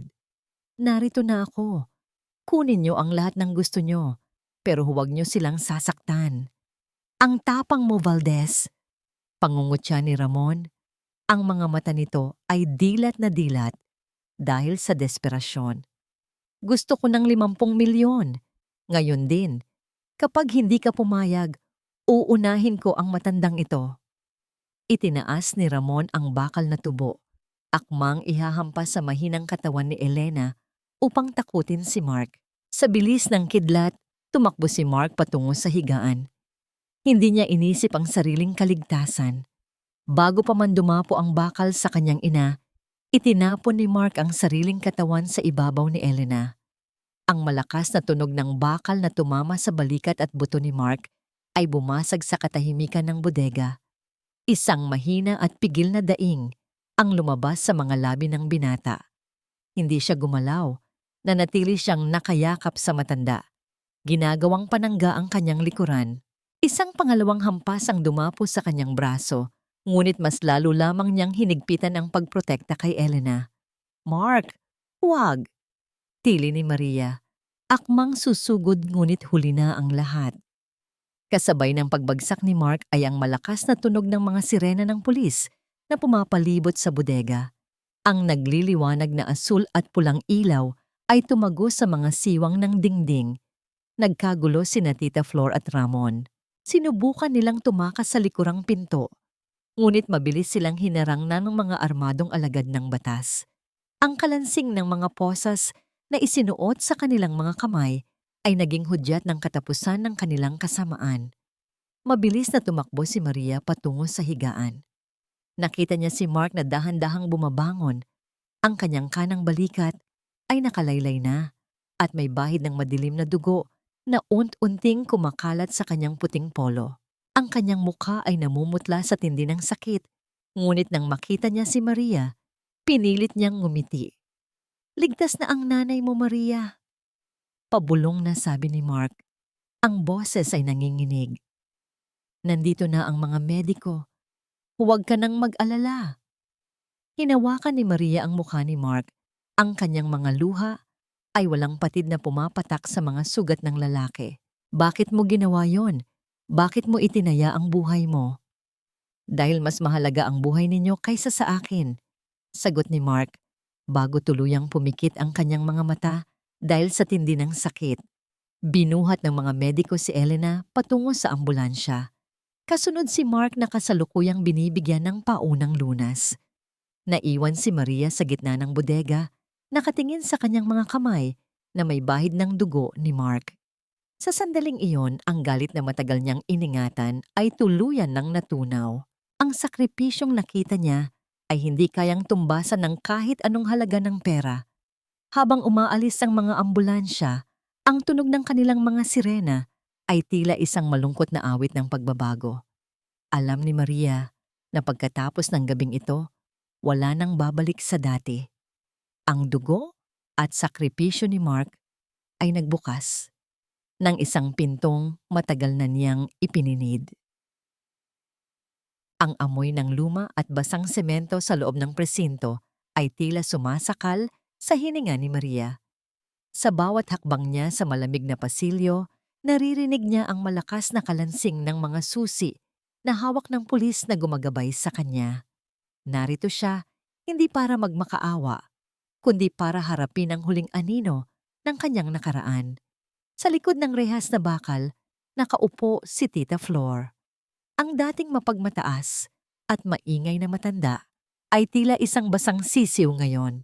Magulo ang kanyang buhok, madumi ang kanyang suot, at ang kanyang mga mata ay puno ng takot. Nang makita niya si Maria, mabilis siyang tumayo at kumapit sa mga rehas. Ang tunog ng pagkiskis ng kanyang mga kuko sa bakal ay nagdulot ng isang matinis at nakakapangilabot na huni. Maria, anak, salamat at dumating ka. Pagmamakaawa ni Tita Flor, ang kanyang boses ay pumiyok sa tindi ng kaba. Kausapin mo ang mga pulis. Sabihin mo na nagkakamali lang sila. Pamilya tayo, di ba? Hindi mo kayang makita ang tita mo na mabubulok dito. At si Ramon, bata pa ang pinsan mo, Maria. Nagpadalos-dalos lang siya dahil sa utang. Tiningnan ni Maria ang kanyang tiyahin.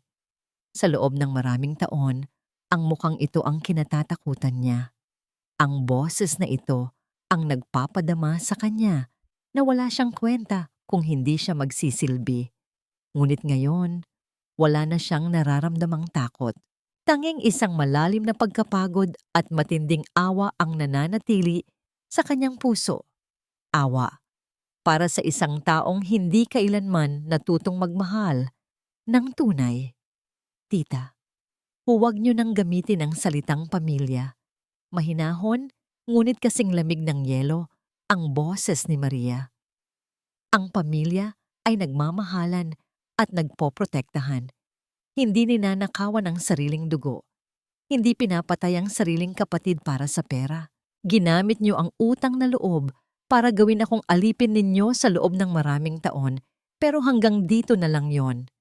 Walang hiya ka, pagkatapos ng lahat ng ginawa ko para sa inyo. Biglang nagbago ang tono ni Tita Flor. Bumalik ang kanyang pagiging agresibo. Kung hindi dahil sa akin, sa kalsada kayo pinulot. Wala kang utang na loob. Iyan na naman po kayo. Putol ni Maria. Isang mapait na ngiti ang sumilay sa kanyang mga labi. Ang utang na loob ay hindi isang kadena na dapat pumatay sa pagkatao ng iba. Bayad na po ako sa inyo, tita. Bayad na bayad na. Simula sa araw na ito, pinuputol ko na ang lahat ng ugnayan ko sa inyo. Huwag na kayong aasa na bibisitahin ko pa kayo o napakikinggan ko ang mga susunod ninyong kasinungalingan. Tumalikod si Maria. Ang tunog ng malakas na pag-atras ng rehas na bakal at ang marahas na paglalapat ng kandado ay umalingaw-ngaw sa buong pasilyo. Isang tunog na para kay Maria ay himig ng kanyang ganap na kalayaan. Habang naglalakad siya palabas ng presinto, naramdaman niya ang isang kakaibang gaan sa kanyang mga balikat. Ang tanging utang na loob na nararamdaman niya ngayon ay ang utang niya sa kanyang sarili at sa kanyang ina, ang mabuhay ng payapa. Bumalik si Maria sa ospital. Sa pagkakataong ito, siya naman ang nag-aalaga. Pumasok siya sa kwarto ni Mark nang walang tunog. Nakita niya ang binata na nakasandal sa mga unan. Ang kanang braso ay nakabalot ng makapal na benda at nakasabit sa isang puting tela. Ang mukha nito ay payapa, ngunit may bakas ng matinding puyat at sakit. Nang maramdaman ni Mark ang presensya ni Maria, mabilis niyang itinago ang isang pirasong papel sa ilalim ng kanyang unan. Isang pilit na ngiti ang iginawad niya sa dalaga. "Kamusta po si Nanay Elena?" tanong ni Mark. Ang boses ay mahina at may bahagyang panginginig. "Maayos na siya, Mark. Nakakabit na ulit ang oxygen at matatag na ang paghinga niya," sagot ni Maria habang inilalapag ang dalang prutas. Lumapit siya at sinimulang ayusin ang kumot ni Mark. "Ikaw? Kumusta ang nararamdaman mo?" sabi ng nurse. "Tumanggi ka raw sa pain relievers kaninang madaling araw." "Ayos lang ako, Maria. Sanay na ako sa sakit," biro ni Mark. Ngunit hindi umabot ang nangiti sa kanyang mga mata. Nanatili si Maria sa tabi ni Mark hanggang sa makatulog ang binata dahil sa tindi ng pagod. Habang mahimbing ang tulog nito, hindi mapigilan ni Maria ang kanyang kuryosidad. Dahan-dahan niyang inabot ang ilalim ng unan ni Mark. Naramdaman ng kanyang mga daliri ang magaspang na texture ng papel. Inilabas niya ito ng dahan-dahan, sinisiguradong hindi lilikha ng anumang ingay na gigising sa pasyente. Nang mabuksan niya ang papel, tila tumigil ang pag-ikot ng mundo ni Maria. Ito ay isang medical report na may pirma ng orthopedic surgeon. Binasa niya ang bawat salita at ang bawat titik ay tila isang mabigat na bato na dumadagan sa kanyang dibdib. Permanent nerve damage on the right shoulder and arm. Loss of motor function may be irreversible due to severe blunt force trauma. Nalaglag ang papel mula sa mga kamay ni Maria patungo sa malamig na sahig. Tumingin siya sa natutulog na si Mark. Ang lalaking ito, ang bilyonaryong sanay na hawakan ng mundo, ay mawawalan na ng kakayahang gamitin ang kanyang kanang kamay dahil sa pagsalba sa kanyang ina. At sa kabila ng lahat, hindi man lang ito nagreklamo. Itinatago nito ang katotohanan upang hindi siya makaramdam ng panibagong utang na loob. Isang mainit na likido ang pumatak mula sa mga mata ni Maria, dumampi sa likod ng kamay ni Mark. Hindi na niya kayang itago ang kanyang emosyon. Yumuko siya at dahan-dahang idinampi ang kanyang noo sa balikat ni Mark na walang benda. Doon siya umiyak ng tahimik. Ang kanyang mga hikbi ay tanging ang dingding lamang ng ospital ang nakakarinig. Ang katahimikan sa loob ng pribadong silid ng ospital ay binalot ng amoy ng antiseptiko at ng mahinang ugong ng aircon na tila isang malungkot na oyayi. Sa sahig, ang puting papel ng medical report ay nananatiling nakatihaya, bit-bit ang katotohanang habambuhay nang babaguhin ang lakas ni Mark. Naramdaman ni Mark ang init ng mga luha ni Maria na pumatak sa kanyang kamay, kaya dahan-dahan niyang idinilat ang kanyang mga mata. Ang bawat pagkurap niya ay may dalang bigat. Nang makita niya si Maria na nakayuko at nanginginig ang mga balikat, ang kanyang puso ay tila piniga ng isang higanteng kamay. Maria, mahinang tawag ni Mark. Ang boses ay paos at puno ng pag-aalala. Bakit ka umiiyak? May masama bang nangyari kay nanay? Dahan-dahang nag-angat ng tingin si Maria. Ang kanyang mga mata ay mapula at puno ng matinding pighati. Hindi siya nagsalita, bagkus ay pinulot niya ang papel sa sahig at ipinakita ito sa binata. Ang panginginig ng kanyang mga daliri ay nagdulot ng isang mahinang kalansing ng papel sa hangin. Bakit, Mark? Tanong ni Maria. Ang boses ay halos isang bulong na lamang. Bakit hindi mo sinabi sa akin ang totoo? Sabi mo ayos ka lang. Sabi mo galos lang ito. Pero heto, permanent nerve damage. Mark, hindi mo na magagalaw ang kanang kamay mo dahil sa pagliligtas mo sa nanay ko. Isang mapait at matipid na ngiti ang sumilay sa mga labi ni Mark. Pilit niyang iniwas ang kanyang paningin sa bintana kung saan ang liwanag ng buwan ay tumatagos sa manipis na kurtina. Wala na yon, Maria, sagot ni Mark. Pilit na pinatitibay ang kanyang tinig. Isang kamay lang yon kapalit ng hininga ni Nanay Elena. Hindi ba't napakaliit na halaga niyon para sa lahat ng sinira ko sa inyo? Ngayon, ako na ang pilay. Siguro, ito na ang karma ko. Baka hindi na ako karapat-dapat sa isang katulad mo. Ang mga salitang yon ay tila mga huling patak ng ulan na dumarating matapos ang isang malakas na bagyo. Mabilis na lumapit si Maria sa gilid ng higaan. Hindi na siya nag-atubili. Umupo siya sa gilid ng kutsyon at marahang hinawakan ang kaliwang kamay ni Mark. Ang kamay na may buhay pa. Pagkatapos, dahan-dahan niyang inabot ang kanang kamay ng binata na nakapatong sa unan. Ang kamay na wala ng pakiramdam. Inilapat ni Maria ang palad ni Mark sa kanyang sariling pisngi. Ang init ng kanyang balat ay tila gustong magbigay ng buhay sa namamanhid na mga daliri ng binata. Hindi mo kailangang maging perpekto para maging karapat-dapat, Mark, sabi ni Maria, habang ang kanyang mga mata ay nakatitig ng malalim sa mga mata ng lalaki. Kailangan mo lang maging totoo. At sa gabing iyon, sa bodega, nakita ko ang pinakatotoong version mo Nakita ko ang isang lalaking handang mamatay para sa mga taong wala namang maibabalik sa kanya. Dahan-dahang inilapit ni Maria ang kanyang mukha sa mukha ni Mark. Ang kanilang mga hininga ay nagsimulang magtagpo, lumilikha ng isang mainit na hangin, tila bumubura sa lahat ng lamig ng kanilang nakaraan. Ang distansya sa pagitan nila ay unti-unting naglaho hanggang sa magdampi ang kanilang mga noo. Ang dulo ng kanilang mga ilong ay magkadikit at sa katahimikan ng silid, ang tanging maririnig ay ang mabilis at sabay na pagkabog ng kanilang mga puso. "Patawarin mo ako, Maria. Sa lahat-lahat," pabulong na sabi ni Mark, ang kanyang mga mata ay unti-unti ring napuno ng luha. "Matagal na kitang pinatawad, Mark," tugon ni Maria.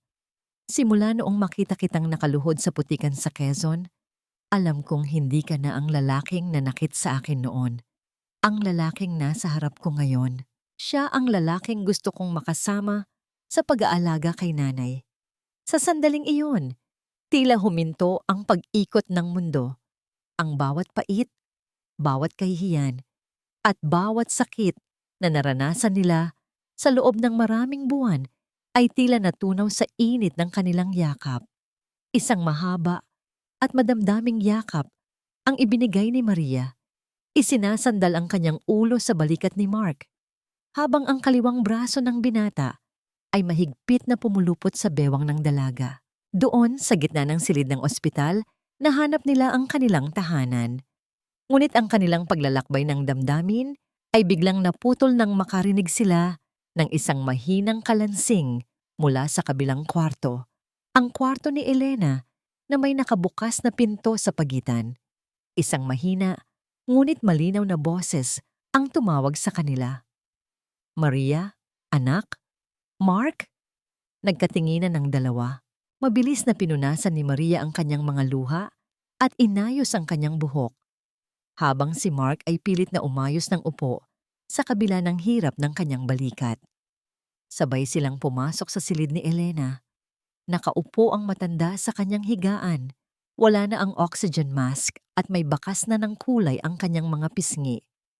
Ang kanyang mga mata ay puno ng kaliwanagan na tila may mahalagang bagay siyang natandaan mula sa kanyang mahabang pagkakahimbing. "Nanay, bakit po kayo gising?" tanong ni Maria, lumapit sa tabi nito. Huminga ng malalim si Elena at hinawakan ang kamay ni Maria at ang kaliwang kamay ni Mark. Pinagsama niya ang mga palad ng dalawa sa ibabaw ng kanyang kandungan. "May kailangan kayong malaman," panimula ni Elena. Ang boses ay seryoso, ngunit puno ng pagmamahal. "Isang bagay na matagal na naming itinago ni Isabel. Ang sulat na pinunit. May isa pang kopya niyon sa ilalim ng ating lumang sahig sa Tondo. Isang katotohanang hindi lamang tungkol sa utang, kundi tungkol sa tunay na pagkatao ninyong dalawa. Ang akala ko, ang sugat ng kahapon ay habambuhay nang mag-iiwan ng pilat. Pero ang totoo, ang pilat na ito ang nagpapaalala sa akin na nakayanan nating lampasan ang pinakamalakas na bagyo." Ang boses ni Maria ay mahina, halos sumasabay sa ihip ng hangin habang nakatayo sila ni Mark sa tapat ng kanilang lumang bahay sa Tondo, ang lugar kung saan nagsimula ang lahat ng sakit at kung saan din matatagpuan ang huling piraso ng katotohanan. Dahan-dahang pumasok ang dalawa sa loob ng abandonadong kwarto. Ang amoy ng alikabok at ang kalawangin na yero ay nagdala ng mga alaala ng pagsisikap at bighati.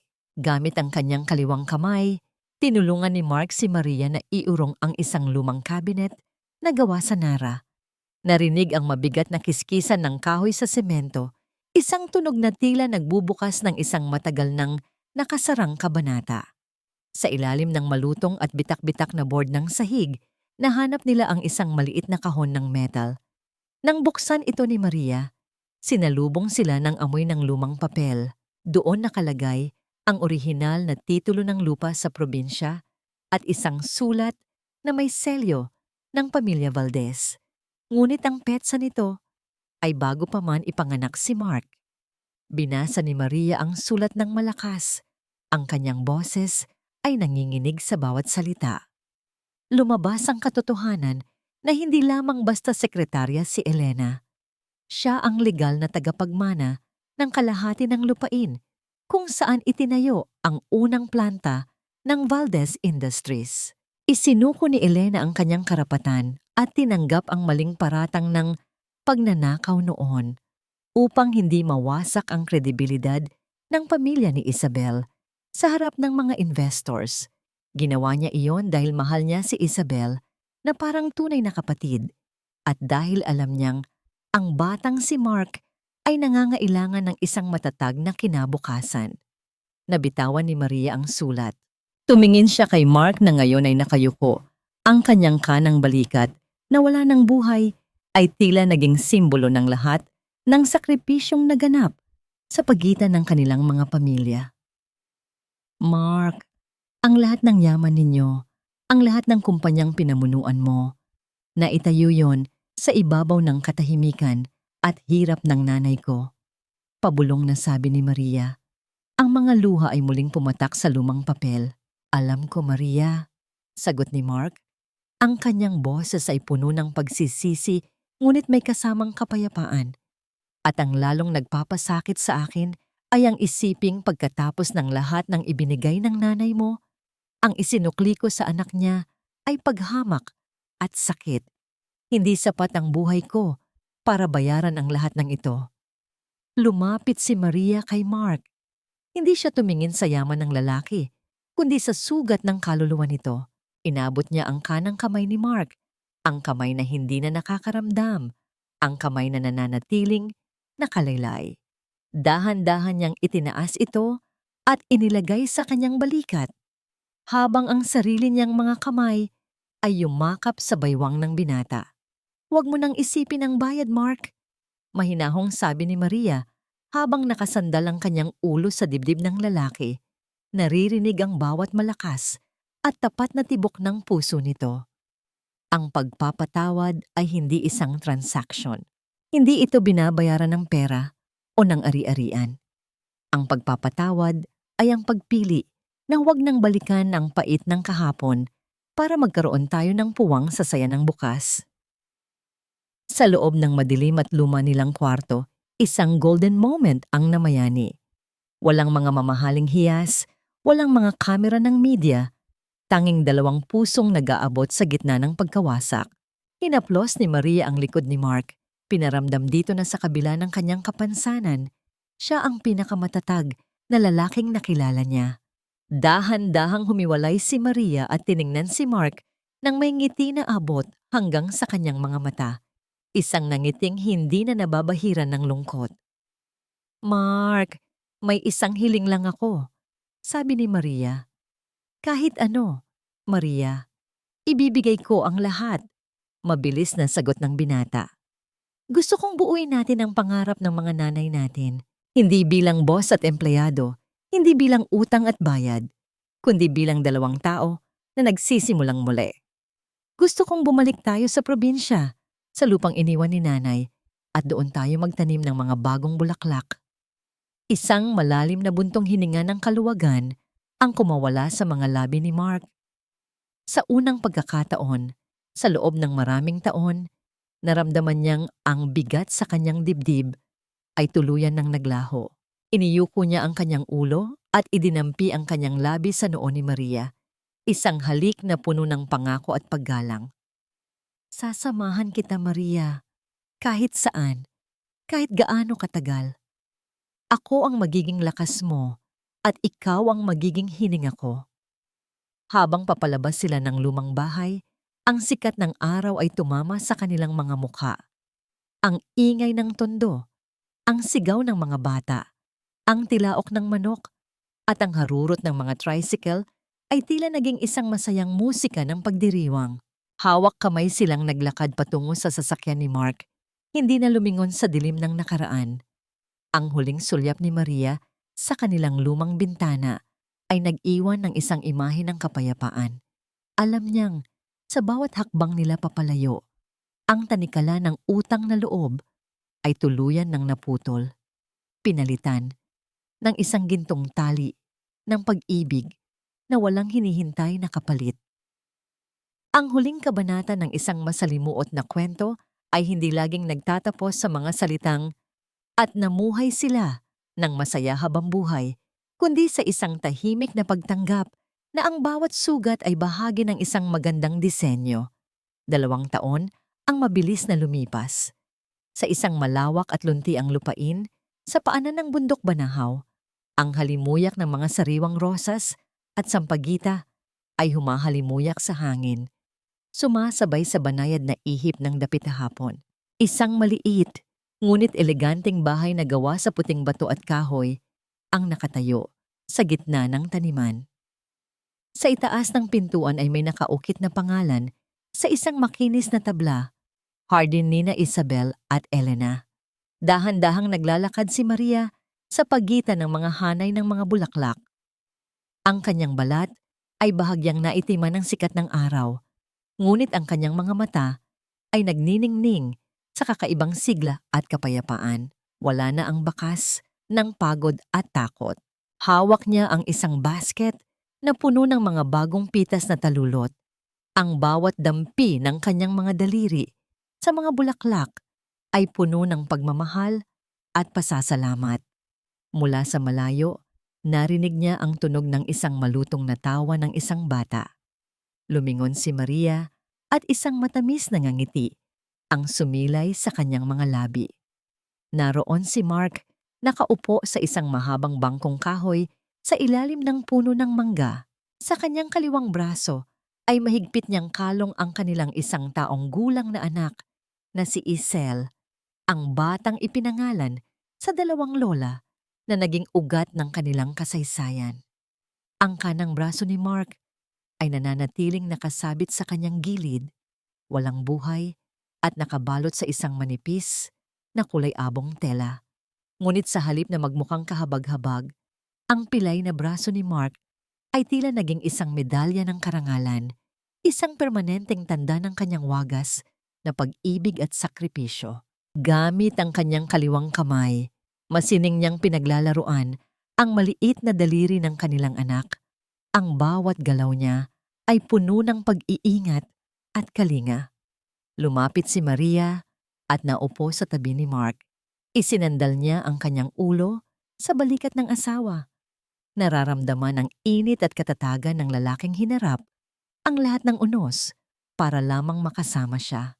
"Tingnan mo sila, Mark," pabulong na sabi ni Maria habang nakatingin sa dulo ng hardin kung saan nakaupo si Nanay Elena sa isang wheelchair, masayang pinapanood ang paglubog ng araw habang binabasa ang isang lumang aklat. Sino ang mag-aakalang makakarating tayo sa ganitong katahimikan? Hinalikan ni Mark ang tuktok ng ulo ni Maria. Ang kanyang boses ay malalim at puno ng emosyon. Ang bawat luha na ibinuhos natin noon, Maria, ay naging tubig na nagpatubo sa hardin na ito. Kung hindi dahil sa katatagan mo, baka hanggang ngayon ay naliligaw pa rin ako sa dilim ng sarili kong yabang. Salamat dahil hindi mo ako sinukuan. Salamat din dahil pinili mong maging totoo, tugon ni Maria. Ang pagpapatawad ay hindi madali, pero ito ang tanging susi para makahinga tayo ng maluwag. Sa kanilang munting paraiso, ang bilyonaryong kumpanya sa Maynila ay tila isang malabong alaala na lamang. Ipinasa na ni Mark ang pamumuno sa isang mapagkakatiwalaang board, at ang malaking bahagi ng kita nito ay direktang napupunta sa isang foundation na tumutulong sa mga manggagawang biktima ng pang-aabuso at maling paratang upang wala ng ibang Maria ang dumanas ng kanyang pighati. Habang ang araw ay tuluyang lumulubog sa likod ng mga bundok, nag-iiwan ng kulay kahel at lilang guhit sa kalangitan, isang mahalagang aral ang nanatili sa kanilang mga puso. Ang tunay na utang na loob ay hindi isang tanikala na dapat ikahiya o ikamatay. Ito ay isang banal na ugnayan na kapag hinaluan ng pag-ibig at katotohanan, ay kayang magdugtong sa 2 magkaibang mundo. Ang kwento ni Maria at Mark ay hindi kwento ng perpektong buhay. Ito ay kwento ng pagbagsak pagdurusa, at ang masakit na proseso ng pagbangon. Ngunit sa huli, pinatunayan nila na sa gitna ng pinakamalakas na bagyo ng kawalan ng katarungan, ang pag-ibig na marunong magsakripisyo at magpatawad ang tanging hihilom sa lahat ng sugat. Pinunasan ni Maria ang isang maliit na luhang pumatak sa kanyang pisngi, isang luha ng purong kaligayahan. Hinawakan ni Mark ang kanyang kamay, mahigpit na pinagsama ang kanilang mga daliri sa ilalim ng nagliliwanag na mga bituin. Sa hardin na iyon, sa gitna ng katahimikan ng gabi, ang tanging maririnig ay ang tibok ng kanilang mga pusong nahanap na ang kanilang kapayapaan.